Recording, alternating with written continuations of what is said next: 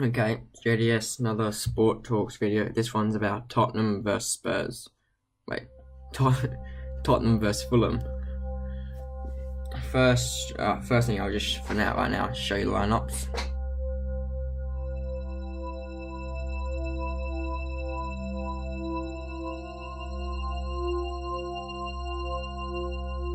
Okay, the Fulham signed a lot of new players this season. A lot of them were young as well. One of them was Fosu Mensah, Sessegnon, and I don't remember the other one, but a lot of the players they have bought were young. They're making a good future for the club and giving ourselves a good chance to be strong in the Premier League in the next few years. Tottenham not really changed their side that much. Kane still there, Ali there. Surprised Trippier's there. I don't know why I'm surprised by that, but I was. I thought Dembele might start, but he's been doing good off the bench, so that's probably why they played him on the bench. At the start of the game, there was just before the kickoff, they did a tribute to a player, Alan Gilzine, played for Tottenham between 1938 and 2018. It was alive between 1938 and 2018. Died recently, so they decided to do a tribute to him before the match started.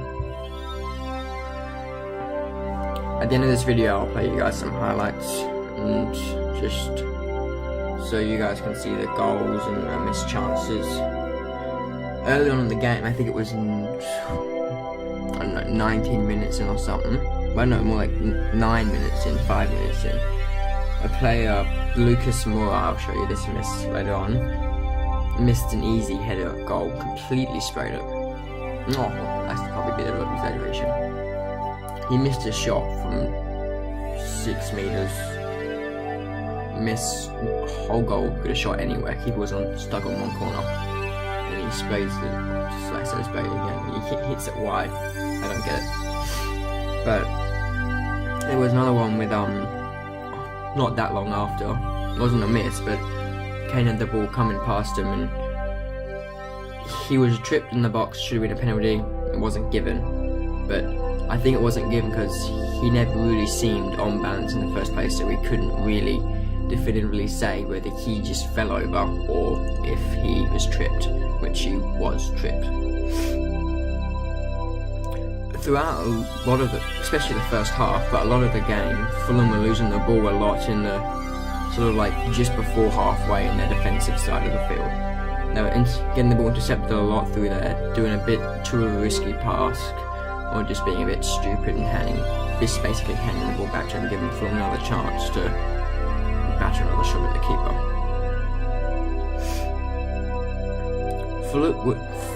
Fulham were defending very deep.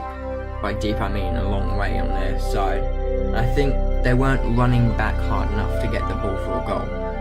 They seemed to be stuck deep and not move up hard enough to get enough players to score a goal.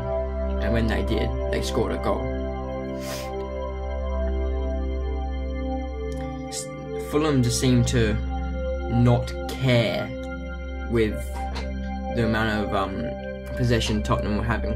They seemed to just let them keep possession and didn't really try and get the ball off them too much until it was in their defensive quarter, really. Not even third, defensive quarter. Then they would really start trying to pressure and get the ball off them. As I said before, Spurs were just at one stage were smashing shots at the keeper. It was just constant battering. Lucas Moura, despite missing the early chance, made it up later on with a nice curling shot around the keeper and a few players to get in the side netting. In the second half, Fulham were much more attacking, like I said before, and they produced that goal that got them. It was a bit lucky in the end, the goal, but produced the goal that got them back 1-1. Fortunately, they couldn't hold that and they lost 3-1.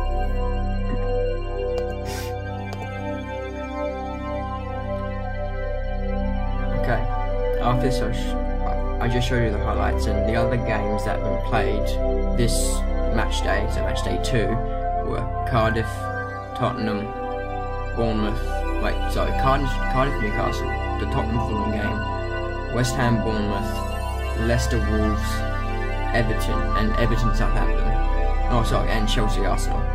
The Cardiff game was 0-0. As we know, Tottenham was 3-1. Bournemouth, West Ham was 2-1 to Bournemouth. Leicester won 2-0 against Wolves. Everton won 2-1 against Southampton. And Chelsea beat Arsenal 3-2. Other games later on in the match day are Man City vs Huddersfield, Burnley FC vs Watford, Brighton vs Man U, and Crystal Palace vs Liverpool. The table at the moment is Chelsea on top, Tottenham. These are all with 2 games so far. Then Bournemouth, then Everton, then Liverpool, who have a game in hand on the rest above them. Then Crystal Palace, then Man City, then Watford, then Leicester, then Man U.